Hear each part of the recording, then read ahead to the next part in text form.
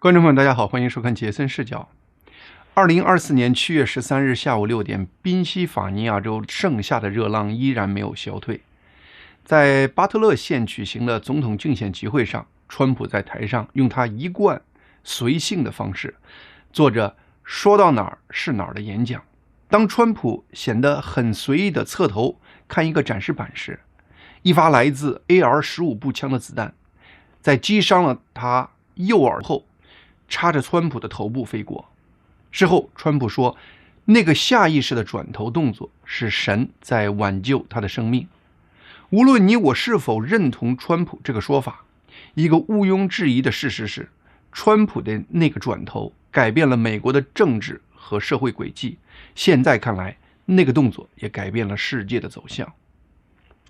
在过去一周，从战争到和平，从军事盟友到经济伙伴，从意识形态到经济金融，从司法到外交，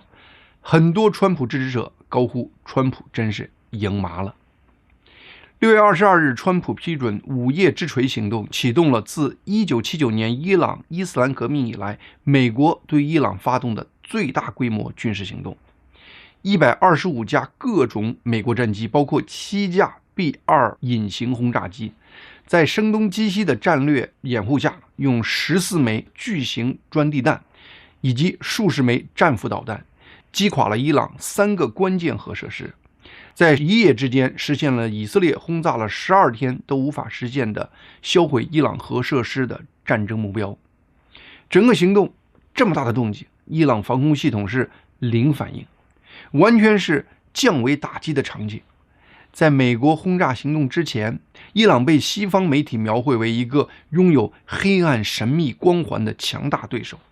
在短短12天，在被以色列和美国轮番羞辱后，伊朗政府利用西方媒体精心塑造了几十年的神秘人设彻底崩溃。美军的重大胜利给左派媒体带来了无限的烦恼，他们不得不想各种新的角度来骂川普。有的说，不确定这次行动是阻止了还是仅仅减缓了伊朗的核计划，但是他们却没有意识到，他们描绘的这两种情况，无论哪种对美国对世界都是好事。有的说，这个行动会使愤怒的伊朗政府更坚定的要获得核武器，但是他们可能忘了，伊朗原本就已经下决心开发核武器了，他们下不下更大的决心其实并不重要。也有的说，伊朗在这次攻击后会认为他们已经经历过最坏的情况了，以后会更加肆无忌惮。但全世界都知道，伊朗非常担心川普会卷土重来，这也是他们在向美国在卡塔尔军事基地扔导弹前，先通过卡塔尔向美国通知，而且保证这次象征性的打击完后，他们就对美国既往不咎了。就在左派媒体怒骂川普轰炸伊朗的行动太鲁莽，说这可能把美国卷入无休止的中东冲突之中时，川普却一转身，又向世界宣布，不但伊朗和美国已经停战，在他的调停下，以色列和伊朗也已经达成了停火协议。以色列对伊朗的12日战争已经结束，从极限攻击到宣布和平停火，这个转变只有不到72小时，把一些反川普的媒体人震惊的开始语无伦次了。按理来说，历史这么安排，已经把川普人设设计的够高大了，但是好像这场大戏的导演感觉故事如果就此结束，塑造川普世界强人形象的戏份还不充足，于是在双方眼看就要停火的那个瞬间，就又开始加戏。伊朗这边在停火时间点后又多发了数枚无关痛痒的导弹，而以色列那边就立刻以伊朗没有遵循停火协议为理由，再次起飞数十架战机，载满弹药杀向伊朗。双方的停火协议眼看就要成为一纸空文。面对这个场景，川普一通电话打给以色列总理内塔尼亚胡，硬是迫使以色列已经出发的战机从空中折返，让双方的停火协议最终成为事实，同时也把川普的强人戏份推到了极致。川普自己把这次午夜之锤行动和二战后期美国用2枚原子弹迫使日本投降的历史相比，在现代左派的历史叙事中，似乎无休止的谈判就是人类唯一解决分歧的方案。但是人类的历史其实主要还是靠拳头塑造的。在对手真正意识到他的拳头比你小太多时，很多谈判会进行得非常顺利。川普政府的官员说，对伊朗的空袭证明了川普主义正在逐渐成型。对此，副总理万斯在 X 平台上做了进一步总结和诠释。万斯说，川普的外交政策核心有3点：第一，明确定义美国的利益；第二，为实现这一利益进行强硬谈判；第三，必要时使用压制性的武力。一次午夜之锤行动不只是军事胜负，更像一支指挥棒，首拍重音让敌手和观众同时屏息，次拍柔和将震撼转移为谈判筹码。媒体声部此起彼伏，烘托主旋律，观众以为自己仅仅见证了一次随机事件，实则听到了一首早已排练的交响乐。世界真正要关注的是这种震撼降温的模式是否可复制。在这场人间大戏的编导把川普的强人形象塑造到极致后，历史便风轻云淡地在荷兰海牙安排了一次北约峰会。带着一人狂挽中东乱局威风的川普成为这次北约峰会的唯一中心，甚至搞出一个北约秘书长吕特在峰会期间称川普为 Daddy 的故事。但是这个会议最关键的产物是，北约所有盟国居然一致听从了川普的建议，答应将各国的国防支出目标从他们 GDP 2% 大幅提升到 5%。 这是北约10多年来最惊人的一个决定，没有之一。历届美国总统对北约都是苦口婆心的劝说，希望他们能完成他们承诺在国防上投入 GDP 2% 的目标，就这还被北约各国长期忽视。现在川普首先是以普京发动的乌克兰战争为背景，以自己为主角，表演了一出美国想放弃北约的重头戏，然后在他新近从伊朗战争获得的光环加持下，一举把北约各国从美国的负担变成了美国真正有价值的战略盟友。在北约的各项条款中，最核心的就是有关各国联合防御的第5条款。这个条款规定，对任何一个北约成员国的武装攻击将被视为对所有成员国的攻击，因此一个成员国遭受攻击，其他所有成员国都有义务提供援助和支持。在川普飞往这次北约峰会的飞机上，当有记者询问他对这个第5条款的看法时，川普的回答居然是，这要看我们如何解读这个条款。但是当北约各国达成了提高军费开支的决定后，川普再次面对记者有关北约第5条款的提问时，川普的回答干净利落，我坚决支持北约第5条款。左派媒体说，川普的言论和外交政策反复无常，没有一个总统的样子。例如，不久前川普常说北约已经过时了，而且避免直接批评普京，而近期他却表示北约没有敲诈美国，还说普京是结束乌克兰战争的主要障碍。如果你只是简单的读新闻，你也会感叹川普言论怎么经常是前后矛盾。但是如果你把北约这2天做出的历史性的提高军费的决定考虑进去，川普言论背后的思维逻辑其实一目了然。白宫新闻秘书莱维特把川普外交上奉行的这种行为方式叫做有目的的战略模糊性，并声称这种方式让美国在各种国际谈判中能获得更多的谈判筹码。喜欢纸上谈兵的政客精英特别推崇一个理想化的总统，从始至终遵循一个精心设计和策划的国家战略。但是这种执政方式除了在历史课本上比较容易总结以外，在现实中未必有什么好处。拜登政府在对俄罗斯和普京的态度上就是前后一致的强硬，但是这种一致的态度并没有成功遏制俄罗斯入侵乌克兰。长期以来，川普直言不讳地公开表示，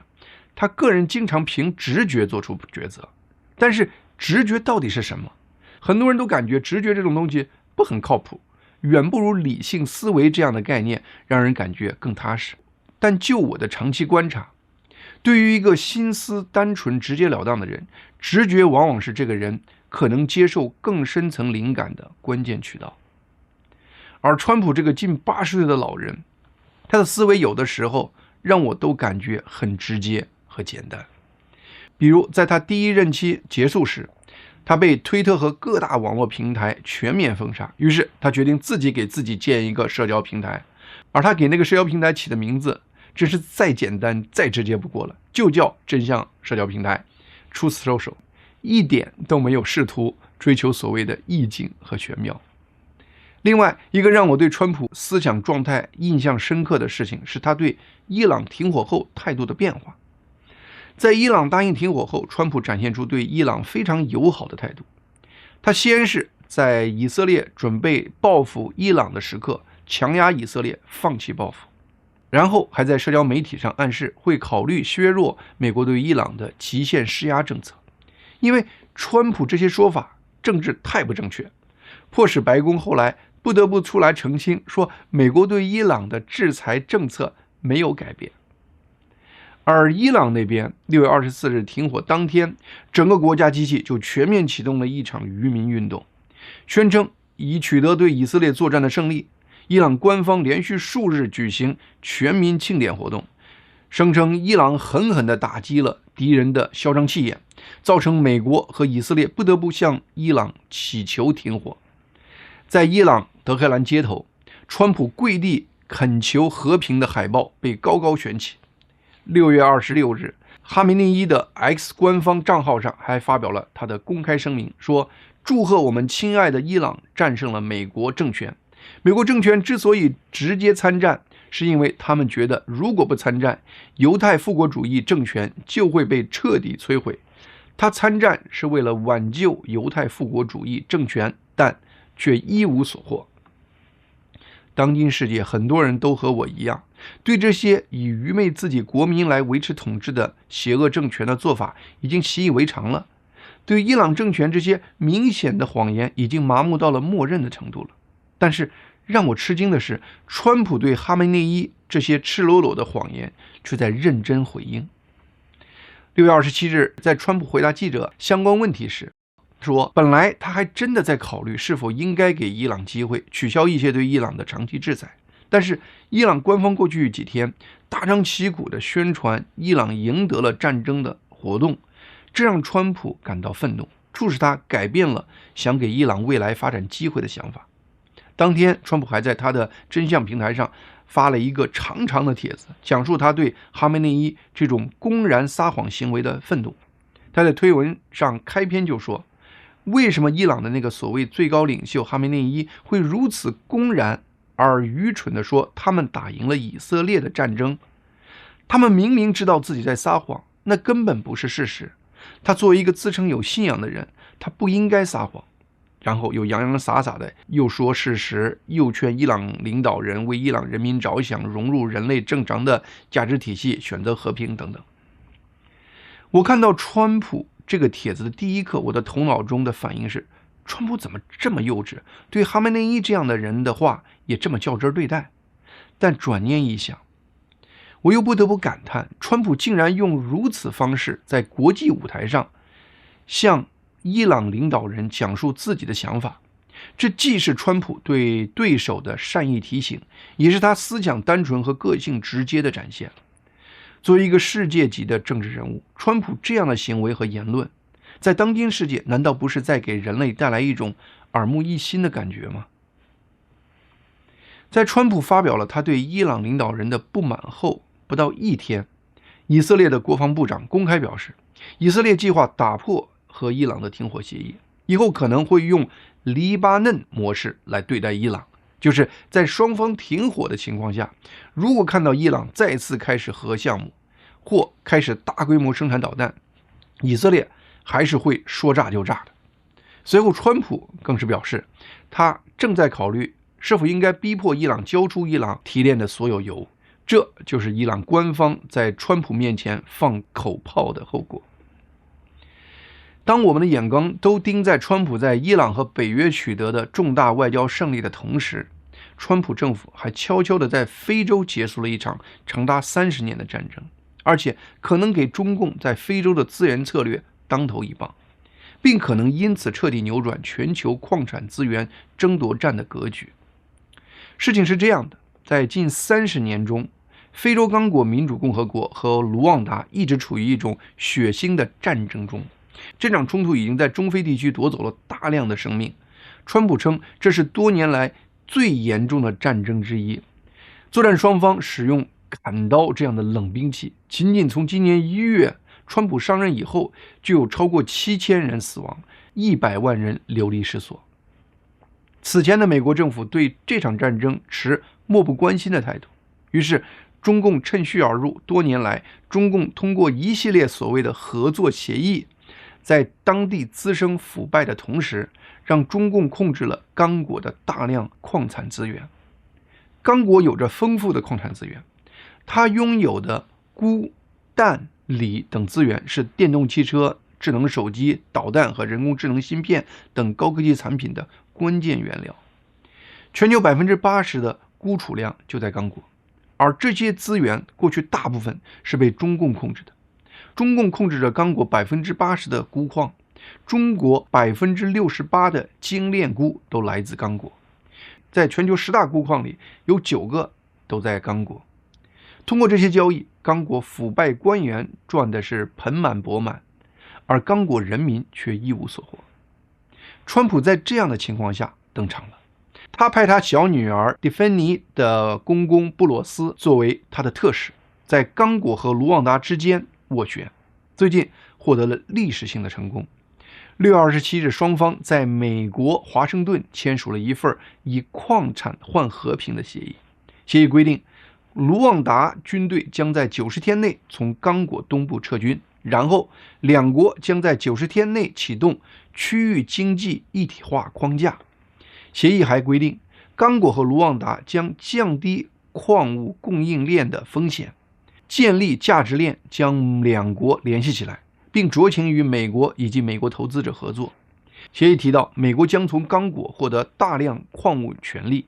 用这样的条款为美国在这个矿产丰富地区投资铺平道路，并可能给这个地区带来数十亿美元的美国投资，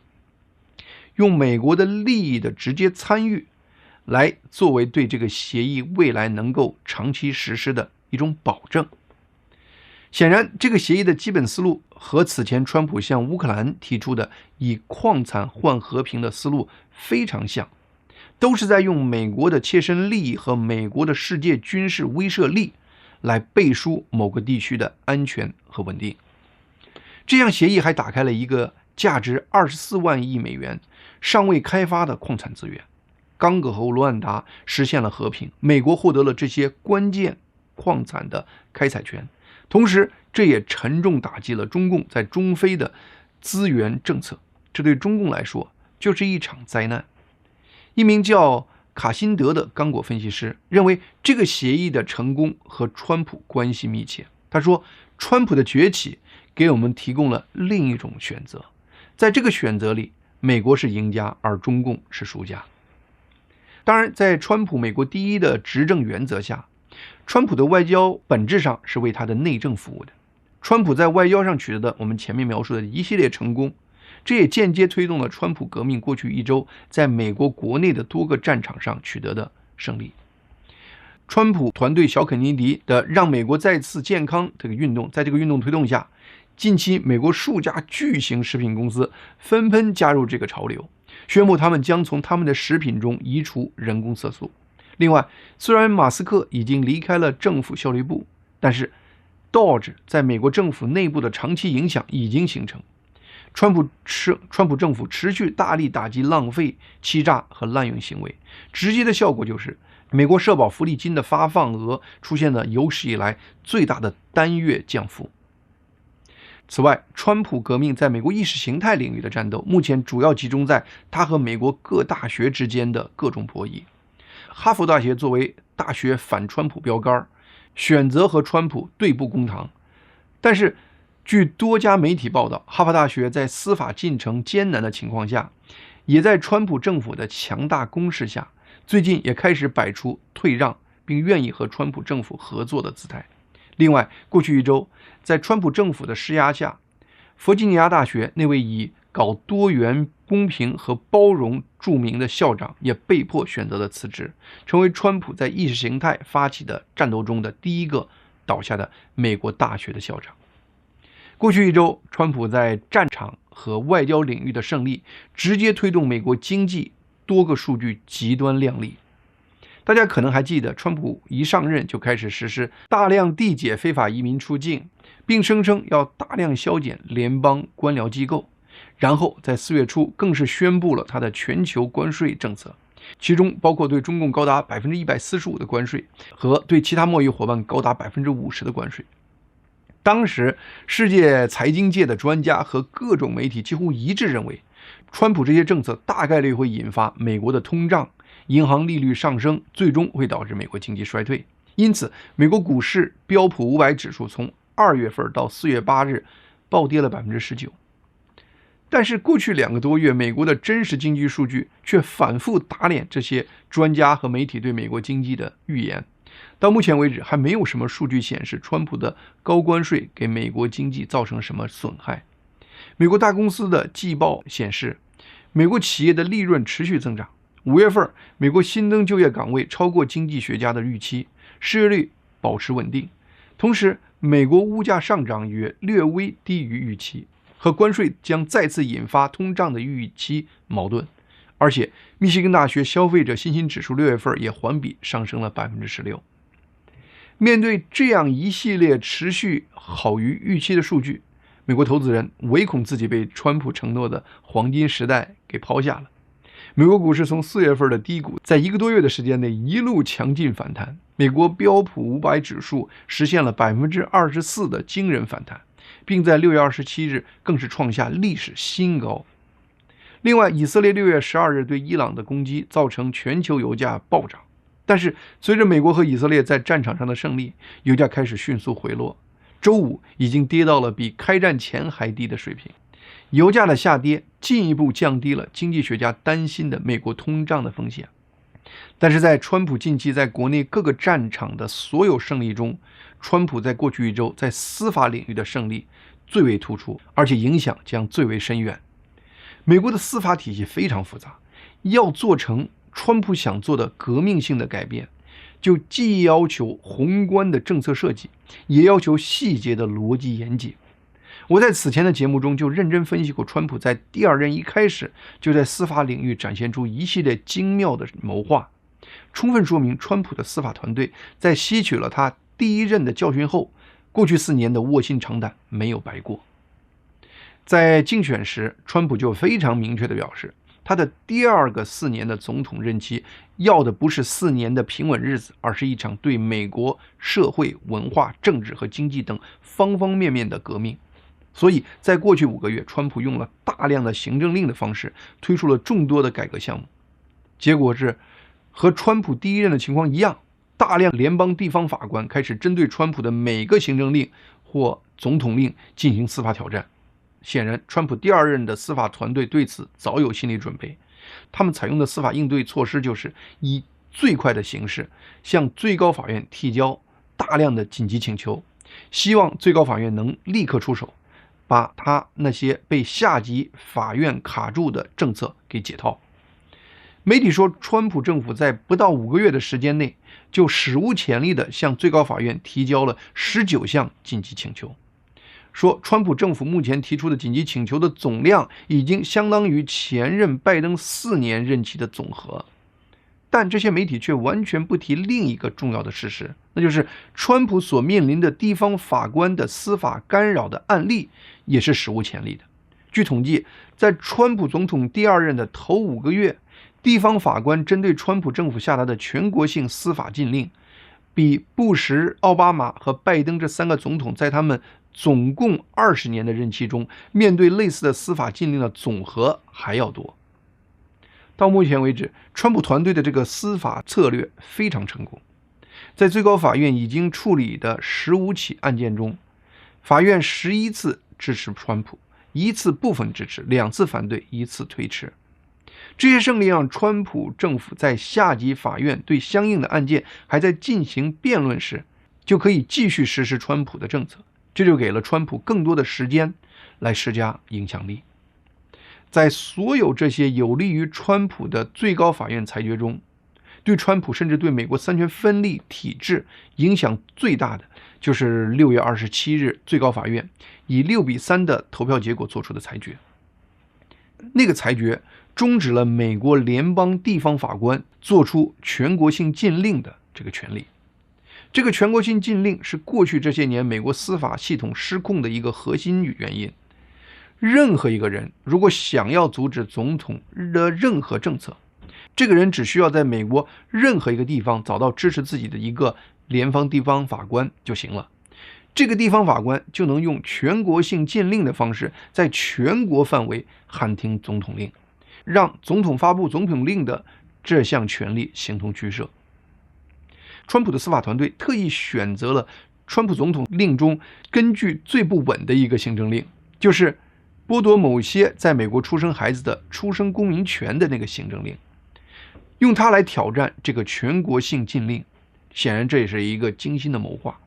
在川普发布的行政令中，大家普遍认为川普的这个行政令成功概率很低，因为它直接违背了大家对宪法第14修正案的常规解读。利用这样一个本身司法根基不稳的行政令来挑战地方法官发布的全国性禁令的这个权利，如果成功，那么对全国性禁令的打击就是最大的。果然，在大法官巴雷特起草的代表多数派的判决意见中表示，在美国建国之初根本就没有全国性禁令这种东西，实际上在之后的1个多世纪也都没有。因此，根据美国司法法，联邦法院是无权发布这种禁令的。因此，即使总统滥用了行政权力，这也不是联邦法官滥用他们的司法权力的借口。美国三权分立的体制注定了这3个权力之间一定会有权力争夺的情况。联邦地方法官赋予自己发布全国性禁令的权利，就是司法权对总统行政权的一次夺权运动。而最高法院的这个裁决明确剥夺了联邦法官的这个权利，是对美国总统权的一次扩张。这就让原来就已经拥有巨大权力的美国总统这样的一个职位，更加具备了无冕之王的威严。网上流传来自美国联邦选举委员会的不同人或政党目前手中掌握的竞选资金的这个数据，其中民主党全国委员会是拥有1500万，共和党全国委员会是7200万，而川普一个人可支配的竞选经费就是14亿美元。而这组数据背后传递着一个重大的信号。我观察历史，并和大家分享我看的世事的视角。一个主要动力就是希望从一个历史的视角揣摩上天的意志，因为我深知人类历史是上天意志的一种展现。历史并非简单轮回，而是一种螺旋，每转一圈都在更高的平台上重演旧戏。纵观人类历史，大部分时间其实都是王者治天下。好，今天杰森视角的节目就到这里，谢谢大家的收看，希望大家能够订阅和推荐杰森视角以及杰森新闻快递这2个频道。